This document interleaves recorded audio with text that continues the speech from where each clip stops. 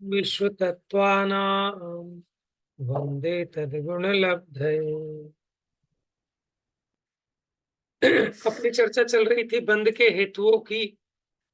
तो बंध के हेतु 5 बताए। मिथ्यात्व, अविरति, प्रमाद, कषाय, योग, बंध हेत्वा। प्रश्न किया था कि प्रमाद आवृत रूप होने के कारण इनमें कुछ अंतर नहीं है। किस किस में? अविरति में और प्रमाद में। ठीक है, तो वो कहते हैं वृत्ति को भी प्रमाद संभव है। क्या कहा? माने संयत तो हो गया, माने वृत्ति तो हो गया, लेकिन अभी प्रमाद संभव है। गुणस्थान कौन सा होगा? छठा गुणस्थान, प्रमत्त विरत अथवा प्रमत्त संयत कह लो। तो अव्रत तो देशव्रत महाव्रत रूप संयम को रोकता है, और प्रमाद शुद्ध कार्य में असावधान करता है।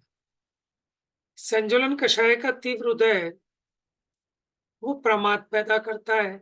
वृत्ति हो गए तब भी, संयमी होने के बाद भी अगर संजुलन कषाय का तीव्र उदय हो तो प्रमत्त संयत गुण स्थान होता है, और संजुलन का मंद उदय हो तब प्रमाद के अभाव में अप्रमत्त संयत गुण स्थान होता है। तो प्रमाद का मतलब है किसी कार्य में लीन होकर स्वपर की संभाल भूल जाना, उसमें अनादर हो जाना प्रमाद है। इसलिए दोनों अलग अलग हैं, अविरति और प्रमाद। चलिए पढ़िए, कौन पढ़ेगा?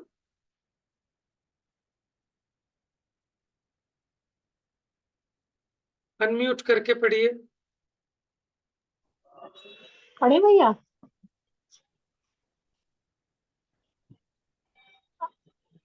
प्रश्न, प्रमाद अवृत रूप होने के कारण इनमें कुछ अंतर नहीं है। उत्तर, व्रति को भी। अच्छा, यहाँ से पढ़े भैया? जी। जो जो आत्मा के गुणों को कसती है, उनका घात करती है, वह कषाय है। उसके अनंतानुबंधी क्रोध, मान, माया, लोभ, अप्रत्यक्षानावरण क्रोध, मान, माया, लोभ, प्रत्यक्षानावरण क्रोध, मान, माया, लोभ, संजुलन, क्रोध, मान, माया, लोभ, ये 16 कषाय और हास्य, रति, अरति, शोक, भय, जुगुप्सा, स्त्रीवेद, पुरुषवेद, नपुंसकवेद, ये नौ कषाय। इस प्रकार कुल 25 भेद हैं। ये 25 मन भेद वचन किसके हो काय गए? की ये कषाय के 25 भेद हो गए। कषाय के। ठीक है, अनंतानुबंधी आदि 4 4 चौकड़ियां, 4 चौक 16 और 9 9 कषाय। ये 25 भेद कषाय के हैं। 9 कषाय उसे कहते हैं जो कषाय के जैसी बलवान तो नहीं है, लेकिन कषाय के साथ रहती हैं, इसलिए इनको 9 माने ईशत, किंचित कषाय कहते हैं। आगे पढ़िए। मन मन वचन काय की हलन चलन रूप क्रिया से आत्मा के प्रदेशों का परिस्पंदित होना योग है। इसके सत्य मन, असत्य मन, उभय मन, अनुभय मन, सत्य वचन, असत्य वचन, उभय वचन, अनुभय वचन, औदारिक, औदारिक मिश्र, वैक्रियक, वैक्रियक मिश्र, आहारक, आहारक मिश्र, कार्मण, ये 15 भेद हैं। देखिए, 4 मन के, 4 वचन के, कितने हो गए? 8, और 7 हो गए काय के। ठीक है, तो ये कुल मिलाकर 15 भेद हैं योगों के। आगे पढ़िए। जीव और पुद्गल का परस्पर एक क्षेत्रावगाही होकर रहना बंद है। इसके 2 भेद हैं, द्रव्य बंध और भाव बंध। चिपड़ी, काष्ठ, रज्जु रस्सी, साकल, बेड़ी आदि रूप बंधन द्रव्य बंध है। जिन भावों से जीव को कर्म बंध होता है वह भाव बंध है। इसके भी 2 भेद हैं, नौ कर्म बंध और कर्म बंध। माता, पिता, पुत्र, पत्नी आदि का स्नेह संबंध नौकर्म बंध है, तथा ज्ञाना वर्ण आदि 8 कर्मों का बंध कर्म बंध है। देखिए, भैया शरीर, हाँ पूछो पूछो। हम पूछ रहे थे शरीर और जो आत्मा है, जीव का जो बंध है वो कौन सा बंध है, द्रव्य बंध है भाव बंध है? हम्म देखिए, शरीर और आत्मा का बंध जो इन्होंने कहा वो द्रव्य बंध कहलाता है। अब इसके देखो, इन्होंने दो भेद किए। बंध के पहले बंध समझना। बंध में क्या होता है कि नहीं, दो चीजों का एक क्षेत्रावगाही होना, वो बंध है। ठीक है। अब वो दो प्रकार के भेद किए, द्रव्य बंध और भाव बंध। देखो, हम ये समझते हैं द्रव्य बंध क्या है, जैसे शरीर का आत्मा के साथ एक क्षेत्रावगाही संबंध है। ठीक है। और देखो, कर्मों का आत्मा के साथ एक क्षेत्रावगाही संबंध है, वो भी द्रव्य बंध है। तो फिर भाव बंध क्या है कि जीव के परिणामों में जो मोह राग द्वेष आदि के कारण बंधन हो रहा है, ठीक है, वो है भाव बंधन। आप बताओ कि जैसे हम शरीर के साथ बंधे हैं, एक क्षेत्रावगाही हैं, उस प्रकार पुत्र के साथ थोड़ी ना है। लेकिन पुत्र के साथ जो अपना बंधन है वो प्यार का बंधन है, वात्सल्य का बंधन है। ठीक है, वो भाव बंध है, वो भाव से बंधे हैं। बात समझ में आ रही है? तो जीव के परिणामों में ये जो मोह राग द्वेष का बंधन है, ये वास्तव में भाव बंध है। ठीक है। लेकिन यहाँ किस प्रकार से डिवीजन किया, यहाँ इन्होंने कहा, हाँ, अब ये पता नहीं क्या चीज है, चिपड़ी क्या चिमटी को कहते हैं क्या? चिपड़ी, काष्ठ माने लकड़ी, रस्सी, सांकल, बेड़ी आदि रूप बंधन द्रव्य बंधन। ठीक है, माने जो पौद्गलिक बंधन है। अच्छा, जिन भावों से जीव को कर्म बंध होता है वो भाव बंधन है। ठीक है, तो इतना क्लियर हो गया। अब ये जो उन्होंने कहा ना, नो कर्म बंध और कर्म बंध, ये वास्तव में द्रव्य बंध के ही भेद होंगे। नो कर्म में क्या आ गया, शरीर आदिक। ठीक है, इनका जो देखो बंध दो प्रकार का, एक संयोग संबंध वाला और एक क्षेत्रावगाही वाला। शरीर के साथ तो एक क्षेत्रावगाही है, लेकिन स्त्री पुत्र मकान दुकान आदि के साथ एक क्षेत्रावगाही तो नहीं है, वो तो संयोग है। नो कर्म बंध और कर्म बंध, माता पिता पुत्र पत्नी आदि का स्नेह संबंध। देखो, अगर स्नेह संबंध लोगे तो भाव बंध में आएगा। आप समझ रहे हैं? अगर पुद्गलों के साथ जीव का संबंध लोगे तो वो द्रव्य बंध, और जीव का अपने भावों के कारण जो बंध है, ठीक है, वो भाव बंध है। उसमें भी नौ कर्म बंध भेद कह दिया। ऐसे ही ज्ञानावरण आदि 8 कर्मों का बंध वो कर्म बंध है। यह थोड़ा सा अलग तरीके से किए हैं भेद। सामान्यपने आप ये समझ लो, पुद्गल के साथ जीव का संबंध द्रव्य बंध, जीव का अपने विकारी परिणामों के साथ जो बंधन है वो भाव बंध। ठीक है। और अगर गहराई में जाओ तो इसके 4 भेद करो, द्रव्य क्षेत्र काल भाव, तो उस अपेक्षा विघटित कर सकते हैं। द्रव्य क्षेत्र को द्रव्य बंध में ले लेते हैं, काल भाव को भाव बंध में ले लेते हैं। खैर, पढ़िए आगे। बीज अंकुर की परंपरा के समान कर्म बंध आदिमान और अनादिमान के भेद से 2 प्रकार का है। प्रति समय पुरातन कर्मों का झड़ना और नवीन कर्मों का बंधना, इस प्रकार फल की अपेक्षा आदि सहित बंध आदिमान है, तथा संतान परंपरा की अपेक्षा यही अनादिमान बंध है। यह बंध चेतन अचेतन द्रव्य का परिणाम है, क्योंकि जीव पुद्गल का परस्पर मिलाप होना बंध है। देखिए, समझ गए, आदिमान अनादिमान, क्योंकि पुराने कर्म जड़ रहे हैं, नए कर्मों का बंध हो रहा है, इस अपेक्षा तो आदिमान है। लेकिन संतति प्रवाह देखें तो ये धारा तो अनादि से चली आ रही है। कि कर्म का बंध जीव को हो ही रहा है अनादि से, एक समय के लिए भी नहीं रुका, तो यह अनादिमान बंध है। पढ़िए आगे। इस प्रकार 5 मिथ्यात्व, 12 अविरति, 15 प्रमाद, 25 कषाय, 15 योग, कुल 72 भेद जीव को कर्म का बंध होने में कारण है। ये सभी समस्त रूप में मिलकर और व्यस्त रूप में पृथक पृथक भी बंध के कारण हैं। देखो, समस्त पहले और मिथ्यात्व व्यस्त, इसी को समष्टि और व्यष्टि कहते हैं।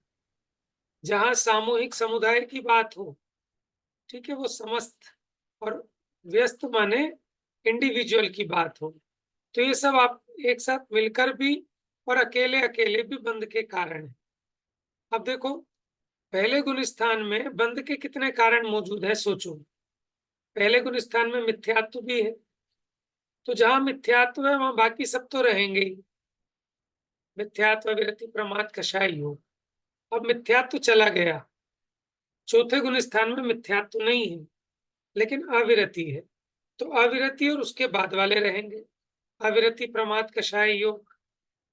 ठीक है। अब पांचवे में देशव्रत हो गया, माने विरत अविरत दोनों है एक तरह से। इसको विरताविरत भी कहते हैं, संयता संयत भी कहते हैं। लेकिन छठे सातवें की अपेक्षा देखो तो अविरति तो चली गई, मिथ्यात्व भी गया, अविरति भी गई, लेकिन प्रमाद है। और सातवें में प्रमाद भी नहीं है, लेकिन कषाय योग है। ठीक है। 11वें में माने 10वें से ऊपर कषाय चली गई, यानी मिथ्यात्व, अविरति, प्रमाद, कषाय नहीं है। अब क्या बचा? अकेला बंध के कारणों में योग। ठीक है। और 14वें में योग भी नहीं रहा, इसलिए फिर मुक्ति हो जाती है 14वें के बाद। पढ़िए भैया, जी। ये जो द्रव्यलिंगी मुनिराज होते हैं, उनका चौथा गुण स्थान रहता है बस? नहीं, ऐसा जरूरी नहीं है, पहला भी हो सकता है, दूसरा भी, तीसरा भी, चौथा भी, पांचवा भी। छठा सातवां नहीं हो सकता? देखो ऐसा है, आप ये समझो, द्रव्यलिंग भावलिंग के साथ तो द्रव्यलिंग रहता ही है। आप पूछना चाह रहे हो ठीक है। भावलिंग से रहित अकेला जी द्रव्यलिंग। जी भैया, ठीक है। जी। जो मतलब जो कहते हैं कि भाई 9वें ग्रह तक जाते हैं मिथ्या वो तो दृष्टि। मिथ्या दृष्टि की बात करते हैं। देखो, मुनिराज का नहीं, भावलिंग है। द्रव्यलिंगी मुनिराज की कहते हैं ना कि 9वें ग्रह तक हो जाते हैं हाँ, द्रव्यलिंगी देखो, मुनिराज। द्रव्यलिंगी अनेक प्रकार के हो सकते हैं, आप समझ रहे, द्रव्यलिंगी अनेक प्रकार के हो सकते हैं। जो भावलिंगी हैं वो तो द्रव्यलिंगी है ही, जी लेकिन हम बात कर रहे हैं भावलिंग रहित अकेले द्रव्यलिंगी। जी देखो, अब मुनि के योग्य भावलिंग कौन से गुण स्थान में होता है? छठे सातवें से प्रारंभ होता है। अगर मुनिराज का गुण स्थान छठे सातवें से नीचे है तो वो मुनि के भावलिंग से रहित है। अगर मुनीश्वर का गुण स्थान छठे सातवें से नीचे है, मान लो पांचवा गुण स्थान है, चौथा है, तीसरा है, दूसरा है, पहला है, तो ये सारे के सारे द्रव्यलिंगी कहलाएंगे, भावलिंग रहित द्रव्यलिंगी। पांचवा गुण स्थान किसका भावलिंग है? वो अणुव्रति का, देशव्रति का भावलिंग है। ठीक है ना। अब ये देखो, अब कौन से मुनिराज की बात कर रहे हैं आप? जो हम कहते हैं कि 9वें ग्रह तक भी जाता है, तो वहां बात करते हैं हम पहले गुण स्थान वाले द्रव्यलिंगी साधु की। माने अभी मिथ्यात्व है, लेकिन फिर भी देखो परिणामों की निर्मलता के कारण वो 9वें ग्रह तक चले जाते हैं, लेकिन उससे आगे नहीं जा सकते। ठीक है। वहां मिथ्या दृष्टि द्रव्यलिंगी की अपेक्षा बात है। मतलब जो खाली द्रव्यलिंगी है तो वो तो फिर मिथ्या दृष्टि ही है। नहीं, ये होगा। जो चौथे पांचवें गुण स्थान वाले हैं मुनिराज, वो भी द्रव्यलिंगी है, भावलिंग से रहित है, क्योंकि मुनि के योग्य भावलिंग तो छठे सातवें से प्रारंभ होता है, छठे सातवें गुण स्थान से। उसके पहले वाले सब अकेले द्रव्यलिंगी कहलाएंगे साधु। 5वें तक हो सकते हैं मतलब। हाँ, ठीक है ना। ठीक। हाँ जी। जी ये जी पापा मिथ्या जी। दृष्टि के चौथा अनुष्ठान कैसे हो जाएगा? मिथ्या दृष्टि के, चौथा अनुष्ठान कैसे हो जाएगा भावलिंगी द्रव्यलिंगी के? नहीं नहीं सुनो, मैंने बताया कि देखो आप समझो, मुनि का भावलिंग है छठा सातवां गुण स्थान या उससे ऊपर। अगर ठीक है। मुनिराज छठे सातवें गुण स्थान से नीचे हैं तो उनके हम्म भावलिंग नहीं है, द्रव्यलिंग तो है ही। हम्म ठीक है, हम्म द्रव्यलिंग तो है ही। तो पहले गुण स्थान में अगर द्रव्यलिंगी है तो वो मिथ्या दृष्टि द्रव्यलिंगी है। चौथे गुण हम्म स्थान में अगर द्रव्यलिंगी है तो सम्यक दृष्टि हम्म, द्रव्यलिंगी है। बात समझ रहे हैं ना। अच्छा। लेकिन वो हम्म द्रव्यलिंगी इसलिए कह रहे हैं हम उनको, क्योंकि मुनि के योग्य भावलिंग तो नहीं है ना, भले ही पांचवें गुण स्थान में है, क्रिया सम्यक दृष्टि क्रिया है। पूरी नहीं है। क्रिया पूरी नहीं है। नहीं, क्रिया तो है। भावलिंग का मतलब क्रिया से नहीं, भावलिंग का मतलब तीन कषाय चौकड़ी के अभाव से है। हाँ वही ना। ठीक है। हाँ, देख क्रिया तो बाहर में बहुत बढ़िया है, लेकिन हम्म भीतर में अनंतानुबंधी अप्रत्याख्यानावरण प्रत्याख्यानावरण, इन तीन कषायों हम्म, का अभाव नहीं हुआ। अच्छा। इन तीन कषायों का अभाव हो तो छठा सातवां गुण स्थान मुनि के लेकिन योग्य है सम्यक भावलिंग दृष्टि। है, उससे है नीचे सम्यक वाले दृष्टि। सारे द्रव्यलिंगी कहलाएंगे, नहीं है सम्यक भावलिंग दृष्टि। रहित। है चाहे सम्यक सम्यक दृष्टि दृष्टि वो हो तो। चाहे मिथ्या दृष्टि हो। तो मिथ्या दृष्टि तो गुणस्थान तो पहला हो जाएगा ना जी। नहीं जी, मिथ्या चौथे पांचवें गुण स्थान में भी पाए जा सकते हैं ना मुनिराज। नहीं, मिथ्या दृष्टि तो कैसे हो जाएंगे? नहीं, मिथ्या दृष्टि नहीं नहीं वो है तो ना फिर। वो। आप हाँ सम्यक द्रव्यलिंगी दृष्टि का है ना। मतलब मिथ्या दृष्टि मत समझो। अच्छा अच्छा ठीक है। द्रव्यलिंगी का मतलब मिथ्या दृष्टि नहीं है। ठीक है द्रव्यलिंगी ठीक अनेक है। प्रकार के होते हैं, उसमें मिथ्या दृष्टि भी हो सकते हैं, सम्यक दृष्टि भी हम्म हो सकते हैं, और भावलिंग हम्म, सहित द्रव्यलिंगी भी हो सकते हैं। ठीक है ठीक है। हाँ जी, और किसी को कोई कंफ्यूजन पूछ लो अगर ये विषय समझ में नहीं आए तो। देखो, बिना द्रव्यलिंग के भावलिंग तो होता ही नहीं। बिना द्रव्यलिंग के भावलिंग तो हो ही नहीं सकता, क्योंकि बुद्धि पूर्वक पहले द्रव्यलिंग धारण किया जाता है।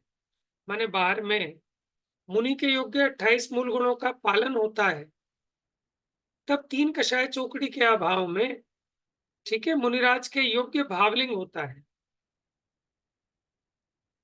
तो जो भावलिंगी है उनके द्रव्यलिंग तो है ही, लेकिन सभी द्रव्यलिंगी भावलिंग सहित हो ऐसा जरूरी नहीं है।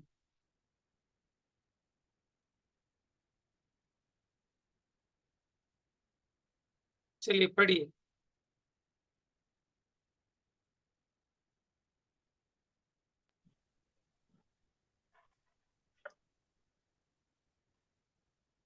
पहले मिथ्यात्व गुणस्थान में तो ये पांचों ही बंध के कारण हैं।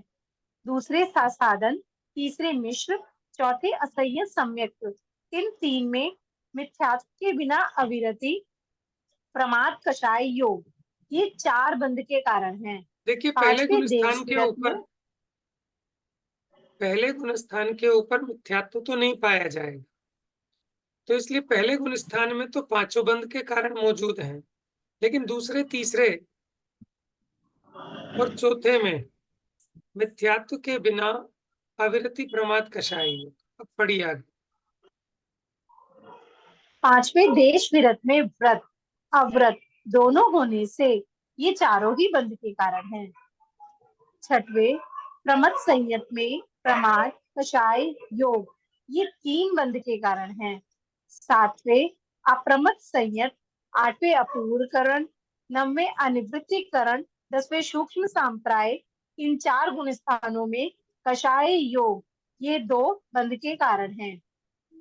11वें उपशांत मोह, 12वें क्षीण मोह, 13वें संयोग केवली, इन तीन में मात्र योग ही बंध का कारण है।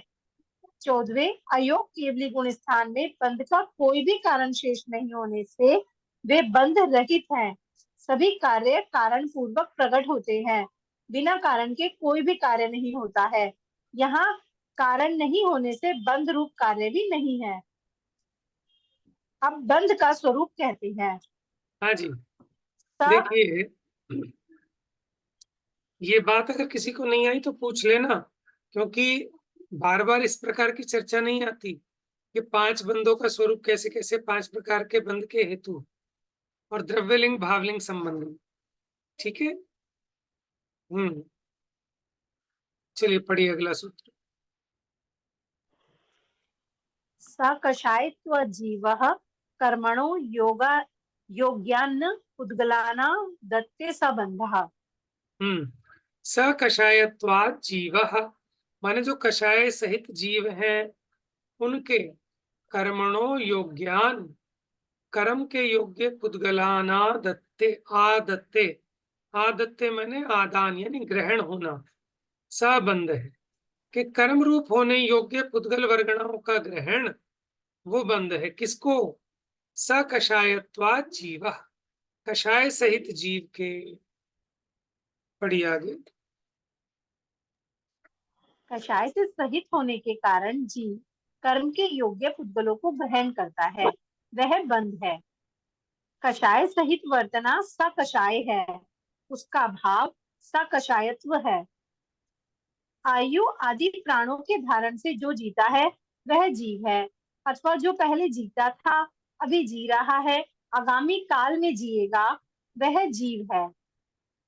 यह सकषाय के कारण कर्म रूप होने योग्य पुद्गल परमाणुओं को ग्रहण करता है, वह कर्म का बंध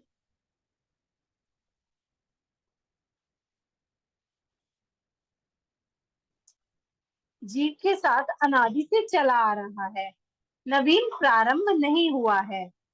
ऐसा नहीं है कि पहले आत्मा शुद्ध था, बाद में उससे कर्म का संयोग हुआ है, अथवा पहले कर्म था, बाद में आत्मा उससे मिल गया। इन दोनों में से कोई भी पहले पीछे नहीं है, दोनों ही अनादि से एक बंध रूप हो रहे हैं। जैसे दूध में जल, तिल में तेल, स्वर्ण पाषाण में स्वर्ण और किट कालिमा अनादि बंध रूप है, उसी प्रकार जीव और कर्म का अनादि बंध है। जैसे उदरा अग्नि के अनुसार जीव आहार को ग्रहण करता है, उसी प्रकार तीव्र मन मध्यम कषाय के अनुसार ही स्थिति अनुभाग रूप कर्म बंधते हैं। देखिए, जीव और कर्म का बंध अनादि से है। ऐसे नहीं है कि जीव पहले शुद्ध था, कर्म से रहित था और कर्म बाद में बंधा। ठीक है ना। जैसे इन्होंने उदाहरण दिया तिल में तेल, ऐसा थोड़ी तिल पहले था और तेल बाद में हुआ। दूध में लिक्विडिटी है, तो जब से दूध है तब से ही है। स्वर्ण पाषाण में स्वर्ण के साथ किट कालिमा, ये अनादि से इसका बंध है। ऐसे जीव और कर्म का। अब देखो, उदराग्नि के अनुसार जीव आहार को ग्रहण करता है, उसी प्रकार तीव्र मंद मध्यम कषाय के अनुसार ही स्थिति अनुभाग रूप कर्म बंधते हैं। स्थिति क्या होती है कि कितने टाइम तक आपके साथ वो कर्म संयोग में रहेगा, और अनुभाग उसकी फलदान की सामर्थ्य। पढ़िए। तीन लोक में ऊपर नीचे सर्वत्र पुद्गल परमाणु ठसाठस भरे हुए हैं। उनकी 23 जातियों में से कर्म रूप होने योग्य पुद्गल आत्मा के प्रत्येक प्रदेश में अनंत विद्यमान है। जब यह आत्मा योगों के माध्यम से सकंप प्रदेशवान होता हुआ कषाय सहित होता है, तब वह पुद्गल परमाणुओं को सब ओर से ग्रहण करता है। जैसे लोहे का तप्त गोला जल को सब ओर से ग्रहण करता है, उसी प्रकार कषाय सहित आत्मा योग द्वार से कर्म पुद्गल का ग्रहण करता है। इस प्रकार आत्मा से कर्म का एक क्षेत्रावगाही होकर परस्पर संबंध हो जाना बंध है। ठीक है। देखिए, जैसे लोहे का गरम गरम गोला जल में डालें तो वो जल को सब ओर से ग्रहण करता है। उसी प्रकार जब आत्मा कंपन सहित होता है, योगवान होता है, तो वो जो उसके आत्मा के प्रदेशों में कर्म है ना, 23 प्रकार की कार्माण जो जातियां बताई हैं, 23 जातियों में से कर्म रूप होने योग्य जो पुद्गल हैं उनमें से, क्योंकि कार्मान वर्गणाओं को ही कर्म रूप परिणमित करता है, भाषा वर्गणा को भाषा रूप करेगा, कर्म रूप नहीं करेगा। तो कारमान वर्गणा किसको कहते हैं कि कर्म रूप परिणमित होने योग्य पुद्गल के जो स्कंद हैं वो कारमान वर्गणाएं हैं, कर्म रूप होने योग्य, तो उनको कर्म रूप परिणाम आता है। ठीक है, क्योंकि आत्मा के प्रदेशों पर पहले से ही है बहुत सारी वर्गणाएं, उन्हीं को उसको कहते हैं विसृसोपचय वर्गणाएं। हमने बताया था ना, ऐसा नहीं कि कहीं बाहर से ग्रहण करेगा, आत्मा के प्रदेश पर अनंतानंत वर्गणाएं हैं, उन्हीं वर्गणाओं को कर्म रूप परिणमित करता है। अब देखिए, बहुत इंपॉर्टेंट बात है, इसको एक बार पढ़ लेते हैं, या आप कल पढ़ेंगे, आज थोड़ा सा ना लेट हो गया मैं। और कल रात का प्रवचन आप सब सुने एक बार और फिर डिस्कस करेंगे उसमें। उसमें हमने थोड़ी सी चर्चा की है अणुव्रतों की। ठीक है, अणुव्रतों का क्या स्वरूप है, अणुव्रत धारण करना सरल है, कठिन नहीं है। ठीक है, आप लोग सुनिएगा, फिर डिस्कस करेंगे उसको कल। जा वाणी के ज्ञान से सूझे लोकालोक, सो वाणी मस्तक नमो सदा देत हूँ धो।